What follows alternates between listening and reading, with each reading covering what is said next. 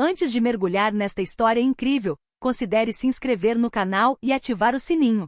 Cada história aqui tem algo a dizer, e você não vai querer perder nenhuma. O Aeroporto Internacional de Charlotte Douglas, Carolina do Norte, fervilhava de atividade naquela manhã. Eram apenas 8 horas, mas o terminal principal já fervilhava com milhares de passos apressados. Vozes misturadas e malas rolando rapidamente pelo piso de ladrilho brilhante. Anúncios ecoavam pelos alto-falantes. O voo 238 para Miami já está pronto para embarque, portão 14A. O aroma de café quente emanava dos balcões do Starbucks, misturando-se ao aroma do desinfetante matinal. Trabalhadores da manutenção deslizavam entre os viajantes, munidos de vassouras silenciosas e fadiga resignada. Seguranças examinavam a multidão, alertas, mas cansados.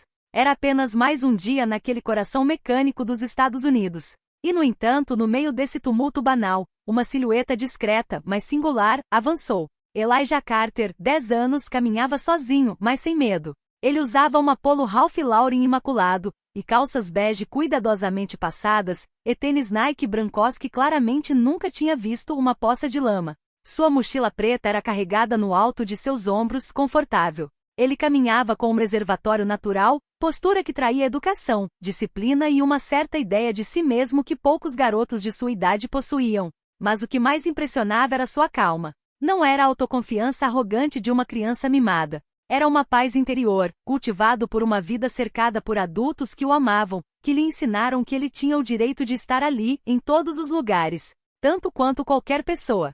Em sua mão ele segurava um bilhete de embarque laminado, armazenado em uma bolsa azul marcada com o logotipo da Astra Linhas Aéreas. Foi o voo 427, primeira classe, destino, Los Angeles, um voo transcontinental de 5 horas.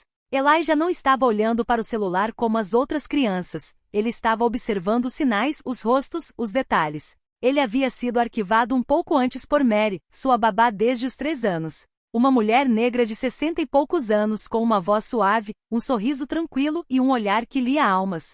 Ela havia ajustado a gola da camisa polo dele uma última vez, como uma mãe antes de voltar para a escola. E você se mantém firme, meu amor. Como sempre, você caminha com seu nome, não com seus medos. Então ela o beijou na testa e o observou ir embora com lágrimas nos olhos, mas orgulhoso. Chegou ao porta 21 a Elijah estendeu calmamente seu ticket. Um homem atrás do balcão o encarou sem dizer nada, agarrando o ticket com um gesto brusco. Usava um uniforme justo, uma gravata torta e um nome bordado em seu distintivo, R. Anderson. Ele tinha olhos claros, quase cinzentos, e uma expressão fechada como se sorrir fosse um luxo caro demais. Ele digitou no terminal por alguns segundos e então olhou para Elijah. Seus olhos se estreitaram. Tem certeza de que este é seu ingresso? Ele perguntou, sua voz afiada como uma lâmina. Elias não olhou para baixo. Sim, senhor. Houve um silêncio suspenso, quase elétrico. Anderson o olhou de cima a baixo. A camisa polo. Os tênis. A pele morena. O olhar direto. Tudo nele parecia irritá-lo sem que ele soubesse por quê. Primeira classe? Ele repetiu com um sorriso incrédulo. Você está brincando? Então, antes que Elias pudesse responder, Anderson rasgou a nota em 2, lentamente e deliberadamente sem dizer mais nada. O som agudo do papel amassado fez uma mulher na fila dar um pulo. O gesto teve a violência silenciosa de um tapa. Os pedaços caíram no chão. Elijah olhou para baixo e se abaixou lentamente para pegá-los. Nem uma palavra. Nem uma lágrima. Ao redor deles, vários passageiros observavam imóveis, chocados. Outros, envergonhados, desviavam o olhar, como se ver a injustiça sem reagir os tornasse menos cúmplices. Anderson deu um passo à frente. Você vai voltar para o fundo do avião, garoto. Este não é o lugar para você. Ele enfatizou você como quem cospe uma palavra amarga. Elijah sentiu um nó se formar na garganta, mas o conteve. Seu pai lhe dissera certa vez, a raiva é algo que guardamos como arma. E aprendemos a mirar corretamente. Ele inalou suavemente. Vou ligar para o meu pai, disse ele num tom calmo, quase calmo demais. Anderson riu baixinho. E ligue para ele. Talvez ele trabalhe no terminal de bagagens? Algumas risadas abafadas irromperam de trás. Um homem de terno fez uma careta de vergonha. Uma comissária de bordo desviou o olhar, envergonhada, mas silenciosa. Um segurança, um jovem negro, observava a cena de sua posição, cerrando os dentes sem ousar intervir. Elijah deu um passo para trás, descou um número no celular, e com uma voz calma, quase mecânica disse, pai? É o Elijah. Meu embarque foi negado. Sim. O agente rasgou minha passagem. Não, eu não fiz nada. Ele disse que primeira classe não era para mim. Ele ouviu por alguns segundos. Então ele respondeu em voz baixa, estou no portão 21A. E ele desligou. 30 minutos depois, o clima no portão 21A mudou drasticamente. A agitação habitual do aeroporto parecia suspensa, como se o próprio ar tivesse se adensado. Os passageiros, em pé ou sentados nos bancos de couro azul, tinham os olhos voltados para os 3 homens de terno escuro que avançavam com passos firmes. Seus crachás de acesso executivo brilhavam na altura do peito, mas era sobretudo sua presença silenciosa que impunha respeito. Não olhavam nem para a direita nem para a esquerda. Afastavam-se da multidão sem dizer uma palavra, como um vento soprando pelo espaço. No centro desse trio caminhava um homem negro, elegante na casa dos 40, com porte ereto, o charme de alguém que não tem mais nada a provar. Seu terno cinza escuro, sob medida, caía perfeitamente sobre seus ombros. Seu relógio suíço, fino e discreto, testemunhava seu gosto seguro e discreto. Mas foi seu olhar, vivo, profundo, afiado como um bisturi, que captou a atenção. Ele não sorriu, não levantou a voz. Ele personificou a tempestade silenciosa. O nome dele era Jonathan Carter, CEO e principal acionista da Astra Linhas Aéreas, a empresa que o agente Anderson representava, ou melhor, que acabará de desonrar. Jonathan Carter, desacostumado a aparições públicas, cultivava uma discrição rara em seu nível. Era temido nos círculos empresariais por sua capacidade de transformar empresas em ouro, mas também por sua tolerância zero à injustiça, especialmente quando visava seu próprio pessoal. Naquela manhã, ele não estava lá como um líder, ele estava lá como pai. E sua raiva gelada era palpável. Ele parou abruptamente em frente à porta 21A, onde seu filho Elijah o esperava.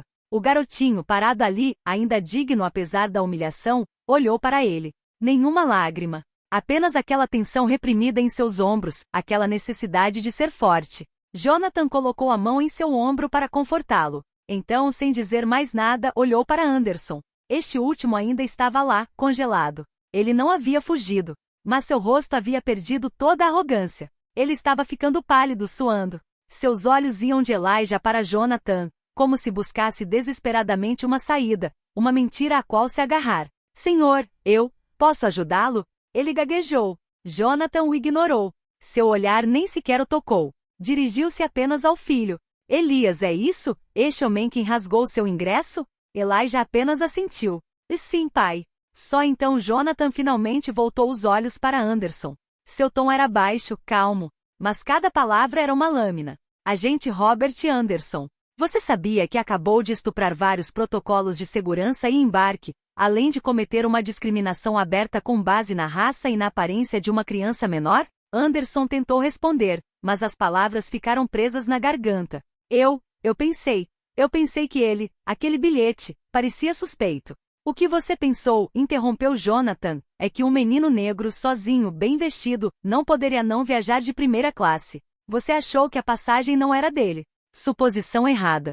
Ele fez uma pausa, então acrescentou com uma lentidão assustadora. E porque sua empresa me pertence. Um suspiro percorreu a sala. Os passageiros que haviam presenciado a cena anterior sentaram-se um pouco mais eretos. Alguns pegaram seus celulares, outros sussurraram o nome Jonathan Carter em espanto. Os funcionários do terminal, no entanto, congelaram em silêncio. Jonathan continua, implacavelmente. Você humilhou meu filho, diante de dezenas de testemunhas, por nada mais do que preconceito racial. Você olhou para a cor da pele dele, depois para a multa, e decidiu encarar aquilo como fraude. Você nem se deu ao trabalho de verificar. Ele pegou o celular e apertou um botão calmamente. Uma voz atendeu quase instantaneamente. Richard, informe ao RH que ocorreu um incidente extremamente grave em Charlotte. Portão 21A. Suspensão imediata do policial Anderson. Também quero uma auditoria completa dos procedimentos de treinamento sobre preconceito racial em todas as nossas equipes. Imediatamente. Anderson queria falar, levantar a mão, explicar. Ele gaguejou. Senhor Carter, por favor, foi um erro, Mas as palavras se perderam. Jonathan o encarou por um último momento. Você não trabalha mais para mim. E se minha equipe jurídica identificar alguma violação dos direitos da criança, este caso poderá ir mais longe. Então, virando-se para Elias, ele disse suavemente. Vamos, filho. Vamos embarcar. Eles passaram pelo atordoado agente de substituição, que rapidamente examinou o bilhete recém-remetido. Elijah caminhava ao lado do pai, com a cabeça um pouco mais erguida. Nas fileiras, algumas pessoas começaram a bater palmas suavemente. Não para fazer barulho, mas para saudação à dignidade de uma criança, e o poder silencioso de um homem que soube defender o que há de mais precioso, a justiça. Na primeira classe, alguns momentos depois, Elijah se acomodou em seu assento na janela. O couro branco creme do assento contrastava com a pequena mochila azul marinho que ele ainda carregava no colo, como uma barreira entre ele e o mundo. Ele olhava para o céu além da janela, com os olhos perdidos em uma pergunta maior do que sua idade. Jonathan sentou-se ao lado dele calmamente sem dizer uma palavra. Por alguns segundos, observou o filho em silêncio. Conhecia aquele olhar. O que tivera quando criança após a sua primeira humilhação. Uma mistura de tristeza, vergonha que ele ainda não sabia nomear e questionamento do seu próprio valor. Você está bem? Ele perguntou suavemente, sem pressa. Elijah deu de ombros. Sim, acho que sim. Um silêncio. Então as palavras vieram, quebradas, mas sinceras. Mas eu não entendo, pai. Por que algumas pessoas acham que eu não mereço estar aqui? Por que ele olhou para o meu ingresso como se tivesse sido roubado? Como se eu fui um erro. Jonathan fechou os olhos por um instante. Sabia que essa pergunta viria. Teria preferido que o filho vivesse mais alguns anos sob a ilusão de que o mundo era justo. Mas o momento da verdade havia chegado. E ele se recusou a mentir. Ele se virou para ele e fixou o olhar nele, sério, calmo, amoroso. Porque há pessoas, Elijah, que foram criadas para acreditar que a cor da sua pele determina o seu valor. Pessoas que foram ensinadas que este assento, esta cabine, este lugar na vida, não é para você. E acima de tudo, pessoas que nunca foram forçadas a questionar essa ideia. Até hoje. Elijah olhou para baixo. Jonathan colocou a mão em seu ombro, firme e reconfortante. Mas ouça-me com atenção. Você não tem nada a provar a ninguém. Você não precisa se explicar ou se justificar. Sua existência é a sua legitimidade. Você está no seu lugar, onde quer que você escolha estar. Mesmo quando os outros querem te excluir. Principalmente quando querem te excluir. Elijah piscou suavemente. Uma lágrima silenciosa rolou por sua bochecha. Jonathan a enxugou com o polegar, sem dizer nada. Não havia fraqueza na lágrima, apenas um traço de maturidade apressada. Um comissário de bordo se aproximou. Jovem e visivelmente desconfortável, ele segurava 2 copos de suco de laranja na mão. Seu olhar permanecia fixo na bandeja, incapaz de encontrar o de Jonathan. Senhor Carter, nossas sinceras desculpas. O capitão também apresenta suas sinceras desculpas. Nós, se desejar que cancelemos este voo, podemos fazê-lo imediatamente. Jonathan o interrompeu com uma cortesia cortante. Não, este voo vai acontecer. E vai marcar uma mudança. O mordomo assentiu rapidamente, quase aliviado por ter sido liberado, e foi embora sem dizer mais nada. Jonathan olhou para o filho novamente e então virou a cabeça em direção ao corredor central. Os outros passageiros da primeira classe os observavam discretamente. Alguns assentiram respeitosamente. Outros desviaram o olhar. Mas uma coisa estava clara. Todos eles sabiam o que tinha acabado de acontecer. Na manhã seguinte, o vídeo do incidente já havia circulado nas redes sociais. Um passageiro filmou secretamente a cena no portão 21A. O tom gélido de Jonathan Carter, a acusação clara, a dignidade de Elijah, que se manteve firme diante da humilhação. As ações estavam na casa dos milhões. Hashtags como hashtag Justiça despeje Elijah, hashtag Voe enquanto preto e hashtag Carter reage estavam dominando as tendências globais. Celebridades estavam se posicionando. Pais contavam histórias semelhantes. O debate estava aberto. A Astra Airlines reagiu rapidamente. Um comunicado oficial foi emitido. A Astra Airlines reafirma seu compromisso absoluto com a igualdade, a dignidade e a tolerância zero a qualquer forma de discriminação. Medidas disciplinares imediatas foram tomadas e um plano de ação aprimorado está em andamento para garantir que todos os nossos funcionários sejam treinados em diversidade, equidade e inclusão. Robert Anderson foi demitido durante o dia não apenas por falta grave, mas por ter manchado a imagem de uma empresa construída em valores de excelência e inclusão. E em entrevista exclusiva concedida à Forbes, Jonathan Carter falou sem rodeios. O racismo não precisa de uniforme para se manifestar. Às vezes usa gravata. Às vezes segura uma passagem de avião. Às vezes simplesmente diz: achei que isso não era para você. Mas enquanto houver crianças como Elijah, dignas apesar da injustiça, também haverá pais como eu para exigir responsabilidade.